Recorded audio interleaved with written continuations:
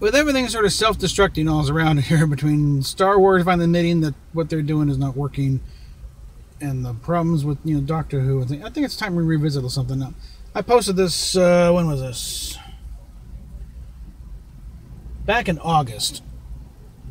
And remember, you know, this Roddenberry speech, he did this in '76. This was one of his standard lecture tour. And back then, people weren't trying to do programming things, so I thought, why would they do something? This is exactly what they're doing now. Identity politics wasn't even a term back in '76, but now it's like, this is exactly what they're doing. And he was pretty prescient about why it doesn't work. Let's revisit this here. I think probably the most often asked question about the show is why the Star Trek phenomenon? And this is, incidentally, not just a fan or a Trekkie question. It is now being asked by communications experts, by sociologists, educators, and others. There have already been a couple of master's theses written on this, and there are a couple of doctorates presently at work. And it could be an important question, because you can ask, how can a simple space opera with blinking lights and zap guns and a hobgoblin with pointy ears reach out and touch the hearts and minds of literally millions of people and become a cult in some cases? Obviously, what this means is that television has incredible power. They're saying that if a Star Trek can do this, then perhaps another carefully calculated show could move people in other directions. What's to keep selfish interests from creating other cults for selfish purposes, industrial cartels, political parties, governments. Ultimate power in this world, as you know, has always been one simple thing: the control and manipulation of minds. Fortunately, any attempt, however, to manipulate people through any so-called Star Trek formula is doomed to failure, and I'll tell you why in just a moment. First of all, our show did not reach and affect all these people because it was deep and great literature. Star Trek was not Ibsen or Shakespeare. To get a primetime show, network show on the air, and to keep it there, you must attract and hold a minimum of 18 million people every week. You have to do that in order to woo people away from Gomer Pyle, Bonanza, Beverly Hillbillies, and so on. And we tried to do this with entertainment, action, adventure, conflict, and so on. But once we got on the air, and within the limits of those action and adventure limits, we did not accept the myth that the television audience has an infantile mind. We had an idea, and we had a premise. Thank you, and we still believe that.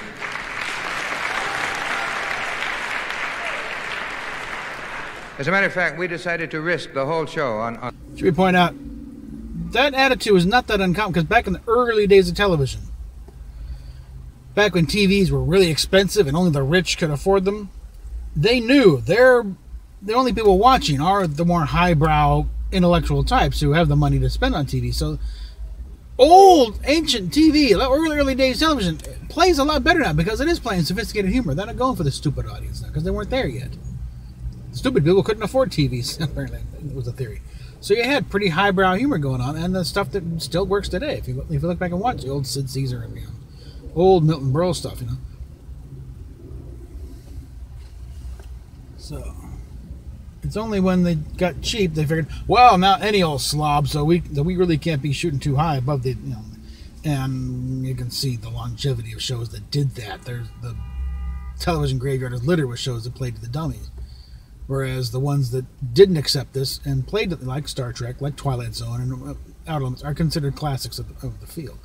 So, on that premise, we believe that the often ridiculed mass audience is sick of this world's petty nationalism and all its old ways and old hatreds, and that people are not only willing but anxious to think beyond those petty beliefs that have for so long kept mankind divided.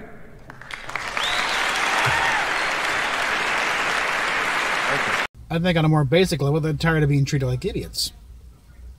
They work hard for what what they've got. They do what they're doing. They come home, sit down, want to spend an hour, a few hours, just being entertained. They don't like being treated like toddlers who, okay, here's something nice and safe. They won't offend you. Screw you. Challenge me. Come on. Give me something that'll make me think. Do not treat me like a moron. That's all that people ask. And that's is what the current crop of writers and producers are doing. They're going back to thinking, oh, they're just idiots. We need to steer them in the right direction to get them to think properly. That is the recipe for disaster, as we're seeing all around us. And all these franchises crashing and burning because they're treating the audience like morons who can't think for themselves.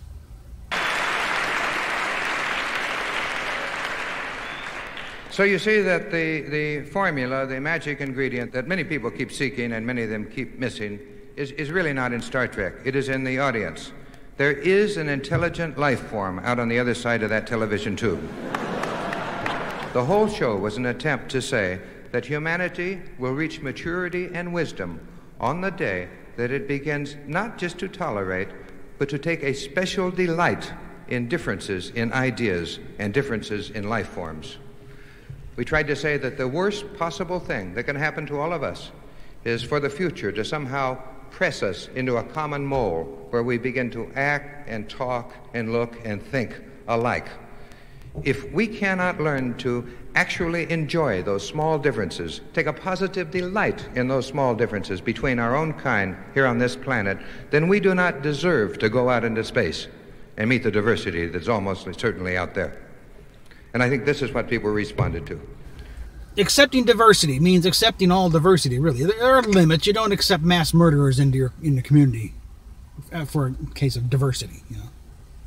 You got to have some standards here, you know, and ideologies that, you know, call for the extermination of one group or another, you know, or that they proclaim that their ideology is very not diverse. It's proclaiming them above all else. That's not something you accept because of diversity. That's accepting a viper into your own house and wondering why it bites you in the middle of the night. But look at which side, you know, it's like they claim diversity, but they got a nice little enemies list of people they will not accept under any circumstance and brand as absolute evil and Nazis and supremacists. And it's like the old argument: conservatives see liberals as wrong and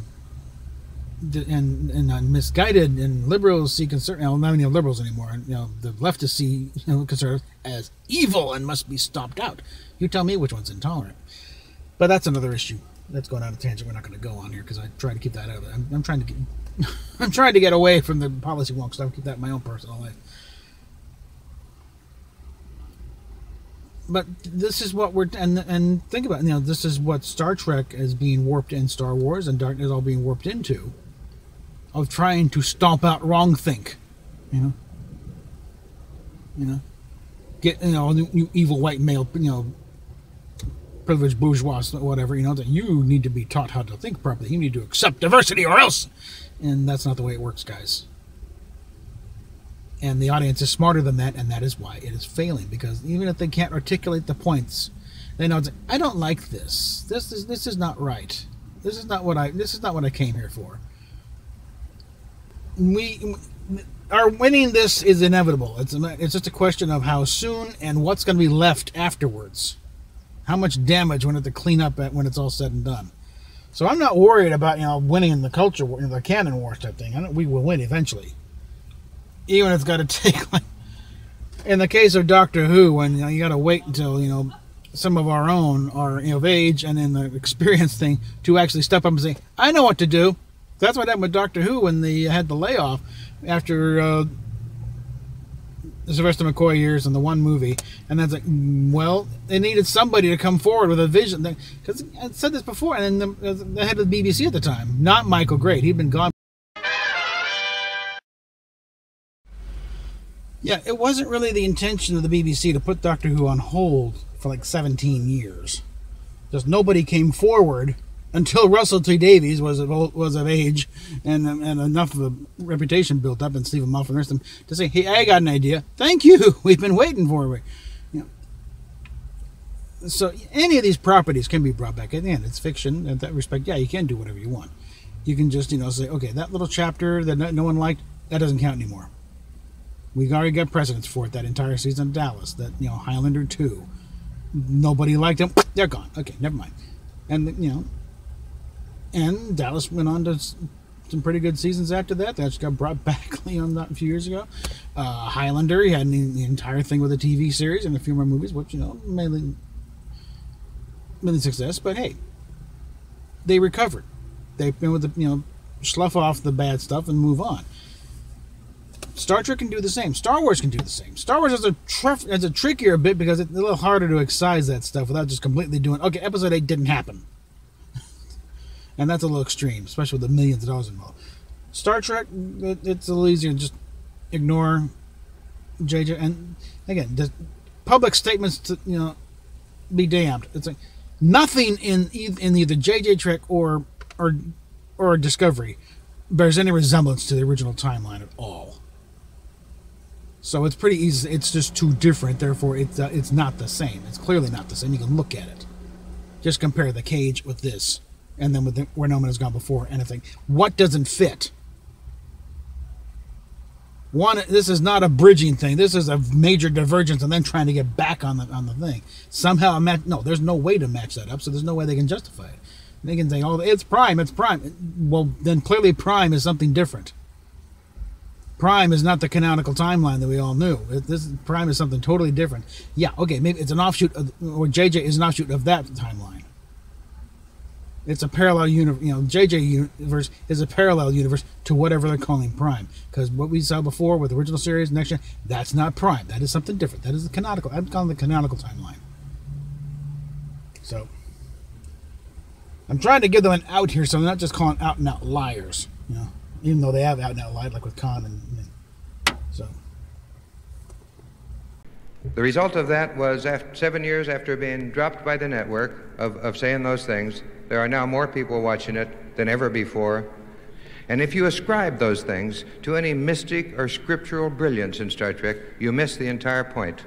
What Star Trek proves, as faulty as individual episodes could be, is that the much maligned common man and common woman has an enormous hunger for brotherhood. They are ready for the 23rd century now, and they are light years ahead of their petty governments and their visionless leaders. Okay, now the last bit, I'll grant, is probably a little self-serving on Gene's part with regard to Star Trek. And I think it's a little more basic of people appreciate a show that doesn't treat them like idiots. That gives them a chance to present them with a thing and give them the liberty to think about it, figure out what they think about this. And not trying to, spoon feed them, this is how it should be. These people are evil and you should hate them. It actually presented both sides. Like I said, the prime example, a private little war. Now, everybody on that set was against the Vietnam War. Partly because a lot of them served in World War II and Korea, so this is not from just the university, sign waivers and, wanting to burn down the dean's office. No, these are people who had served and seen combat. Roddenberry especially, he'd been in combat and he lost friends. Jimmy Doohan was in D-Day. He was wounded. Actually, he was wounded by a fellow Canadian soldier. One of the graphic cases of friendly fire, but he took out a lot of... He killed guys in the war. Even Nimoy, I think he served in the Signal Corps, but he was still in the Army. D. Kelly was in the Army. Probably the one notable... I think even Walter Koenig was in ROTC. Bill Shatner was probably one of the few that wasn't. Certainly, because he was busy learning his craft. He was also a little young for because he was in his 30s, so he was a little young for even Korea. But as far as kind of most of the producers and the writers and some of the cast, they'd been in war. They knew what it was about. They knew what it was like to have people shooting at you, trying to kill you, like you being there, and they're trying to kill them. And in fact, Roddenberry, I think it was probably some congressional hearing on violence on television long before Star Trek. So, about how to deal with, like war stories, war shows were big, combat, so and he took the tack, if you want to really do it, then you go all out. It'd be like if he could at the time invoke Saving Private Ryan.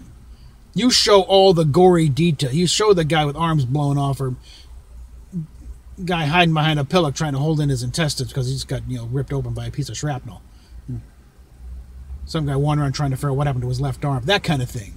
Show them what really happens out there. That's your best anti-war story right there, by showing them the horror of what it's like on the front lines, getting shot at and shooting back.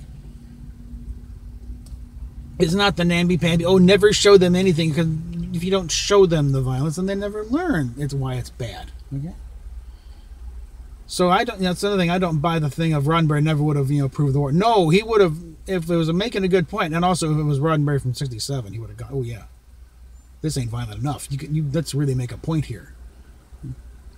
But a private little war.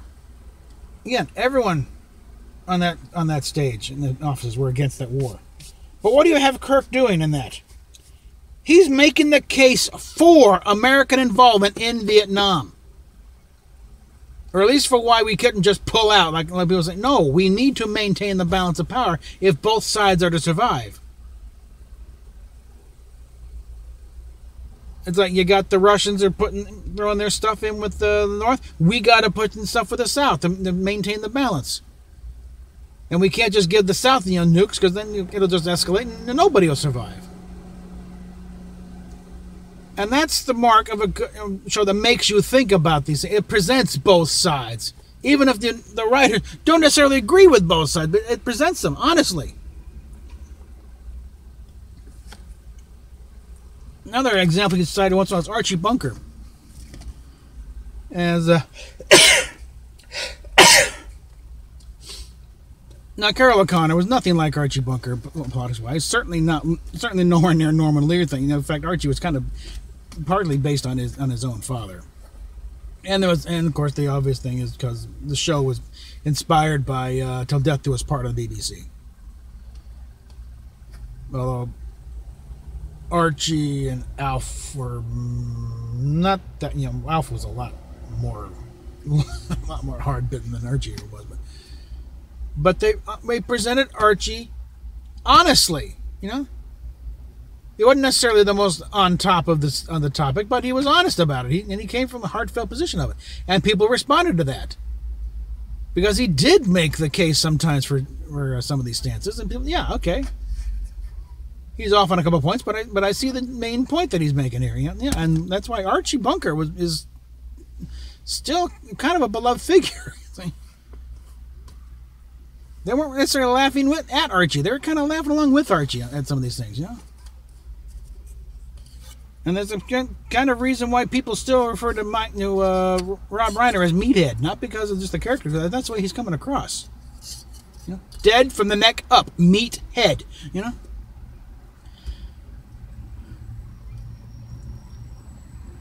But that is, I get most of Norman Lear's policies, over the several years, I have vehemently opposed.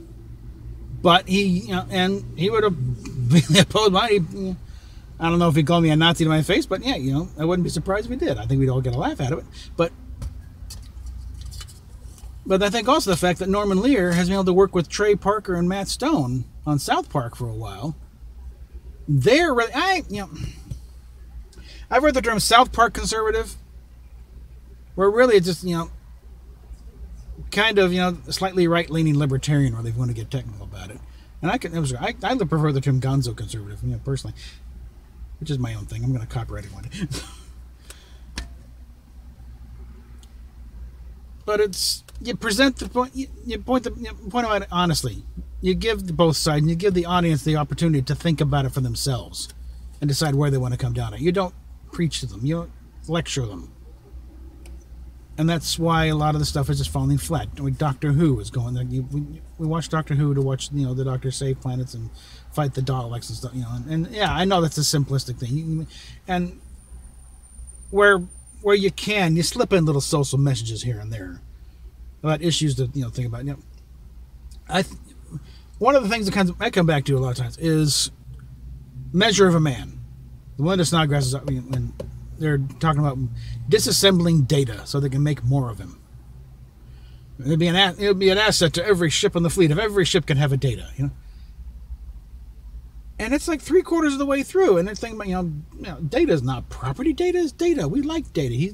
He's a cuddly little android, and it takes Guinan to come in and put a thing. Throughout history, there's always been like disposable people to do the dirty work, the work the field and stuff. And it's like that sort of thing. you're talking about slavery. It's like, oh, I think it's a bit harsh. No, that's not harsh enough. You're exactly what you're talking about. This, it puts the whole thing. We're not talking about, mass producing a toaster. You're talking about mass producing a race of beings to serve as grunt labor, to do the hard stuff. The stuff where, while he doesn't, we can just make another one of him, We got it. We got his program. We got his program in the replicator, and then remember he backed up. Yeah, send him into the active volcano, He don't care. We deprogram him of all the emotional type stuff. And that's the point where it's like ding, bing, where the light goes on. It's like, holy crap, she's right. That kind of realization. That's what I like. And Star Trek Continues. I decided this before, but it's like on the episode What Ships Are For, and they're one where half of it's in like black and white. And I just started with this little thing. Wouldn't this look great if we could just do a show in black and white, just to see what it looked like? And from there, it kind of built. Well, what kind of scenario we got? Some weird radiation that filters out the colors, and they're concerned about infiltration from anything. And that's when it turned into basically a discussion of the border wall dispute. And Vic Mignogna knew he was hitting it right when he was getting flack from both sides. When he's getting called a Hillary shill or a Trump shill from equal amounts, is okay, that we got the right balance. And that is why Star Trek Continues is probably the best mark of, they did Star Trek right. And the production values are certainly the equal of the original series. I think better. I've been on those sets. They're fine.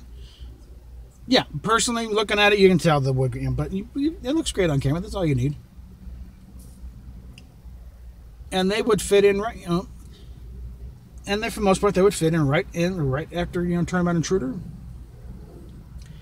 I would put a gap on there, but right after that one, I would slide in the animated series, and then the rest of the run of Star Trek Continues.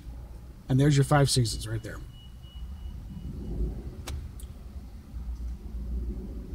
Because they did it right. They followed the canon. They paid attention to it. They worked with it when they had, and also they knew where the end point was mainly the motion picture. That ship, puttering into space dock, needing a major refit and rebuilding, really. And that is something that, I don't know if they ever really had their eye on the ball for Discovery, because it's supposed to be 10 years before Kirk and Spock. Okay? Your end point is where no man has gone before. Where the hell do you get that end point out of what you've got here so far? So that is why that one fails as a prequel, utterly. And don't give me this crap about, they had to change it. No, they didn't.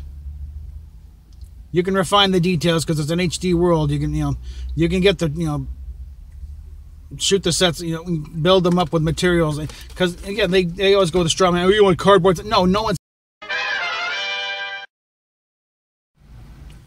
Again, nobody's talking cardboard sets. They're talking designs. And anyone who's seen any of the new Voyages, Star Trek Continues, or frankly go to the source, Enterprise with In a Mirror Darkly, those designs work perfectly good today. They still look futuristic, mainly because they're not all futuristic worked out. They're still pretty mysterious. But if you don't get that, then what the hell are you doing working on Star Trek in the first place, frankly? Because at this point, it is a very pretty detailed history. So you pick a period, you're in a period piece. So screwing around with those sets to excessive degree is the same as putting Marshall Dillon on a motorcycle. You're missing the point. And if you're taking the opportunity that you want to send a message, like I said, it's called Western Union. They're supposed to be telling stories here. I mean, you're doing morality tales here, so you got to work it in there, but you don't do it in such a way that you're preaching or actually chewing out the choir. In this case, you're not just preaching the choir. You're actually chewing them out and making them feel you're alienating your own fans when you do that. Star Wars is finding this out the hard way, mainly because there's billions of dollars involved here. Star Trek is finding a little slower because there's not as much money, but it's still an ungodly amount of money. For the amount they spend on like one episode, you could have gotten half a season out of the old show, okay? Even adjusting for inflation. Because even just for inflation, they're spending like $1 million an episode back in '66. Yeah. And they're doing like $8-10 million for one episode of Discovery. Yeah, the way this lawsuit is going, it's like, and if they go through the Discovery phase, pun on unfortunate, and they do find a smoking gun, or at least a few little smoking guns to point out, yep, that's where they picked up on that game. The way the entertainment industry works, and you're dealing with the disgraced CEO who's already out the door, and all his lawyers are out the door, and there's no one left to defend it. Don't be surprised if Sherry Reyes, yeah, it was Moonvez's fault. We apologize. It's gone. Because there's nobody left who has supported this thing in the first place. That was Moonvez's baby. And and often as happens when there's some kind of production going on, started by one guy, another guy comes in to take over, that project gets thrown under the bus. Look at John Carter of Mars. That was started by a different regime than the one that finished it up, and they did not support that thing at all. The ad campaign was abysmal. There's a fan trailer that would have at least put some butts in the seats first week. Because that movie was so horribly handled. It was not a bad movie. It was pretty faithful to the story that I recall. I read it as a kid, but they did a pretty good job of it. And it deserved a lot better than what it got. I forget who the CEO. I don't think it was Iger. I think this guy, got him gone. But really, again, there are ways to do, Star Trek, Star Wars, Star Trek, they all have there's some guide rails in there of how to do a story and how to do. I would like to sit these guys down and just, instead of going to canon camp, give them all copies of the original Star Trek guide, the Star Trek Writer's Guide. Go through that. We don't, you don't do this because that's not the way it's supposed to be done. This is the way it's supposed to be done. And this other thing, if you think, one of the quotes in there is a little kind of a Q&A thing. It's like, if your response to something is they act this way because it's science fiction, don't call us, we'll call you. And there's been a lot of that crap going on from the very first episode. Where they act this way because it's science fiction. They get, no. Human behavior is human behavior. And stupidity is stupidity. And that's what we're presented with a good chunk of Discovery for the sole purpose of forwarding a storyline that makes no freaking sense. Because there's been a lot of reports of, while they're filming, a lot of times the cast return, why is my character doing this? Because they knew, but their character's acting like an utter idiot. It's like, this. Why don't they just do this? No, just follow the script. Shut up. And if I have to hear one more lecture from Sonequa Martin Green, oh, it's great when a black woman is like, yeah, Nichelle Nichols would like to talk to you while she still can, okay? Avery Brooks would like to have a few words with you about, what kind of blowback he got when he was named, the lead in Deep Space Nine. I'll tell you what, none. Nobody cared.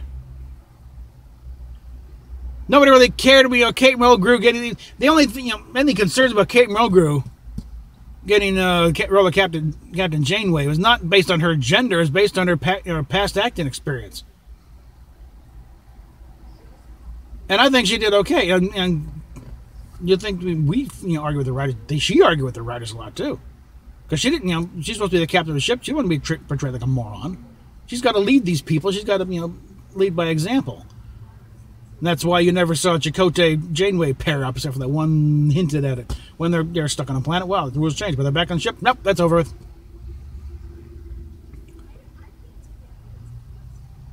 So and there's been where previous cast members, Nana Visitor has my eternal respect on that report, because she came up as a dancer in their theater. And then one of the viewers was Starlog asking if we might see Kira get into a little bit of dance routine. So she'd love to be. She did it all the time during between takes, but her opinion was that Kira had 2 left feet. So there's no way. And yes, this is someone who's thinking through who's what's best for the character. And the quotes from Avery Brooks, I forget, but he got it. He gets what this show's all about and what it's even when he got a little preachy at times, it was measured. It was in the context of a story, and it was organic to the story. A brief thing when they did the little Vegas on the holodeck thing, he would, a little snippy about, it wasn't, he felt wrong about, because back in those days, our people weren't even allowed to walk to the front door, but once, calm them down, okay, and that was it. He had his say, let's get on with the story now. And it's funny, yes, it was evil, it was bad, it's not like that anymore, let's get with the program here, and, I think Save Vic was the whole point. So yeah, you can have little moments here and there like that, but it's also usually it picks something. No one's really in disagreement over this anyway. Okay, everyone agreed. Yeah, it was bad that when the Rat Pack showed up in Vegas, they tried to make Sammy was doing it go through the servant's entrance. No, Frank wasn't coming to the front door. He comes to the front door. He's on the marquee.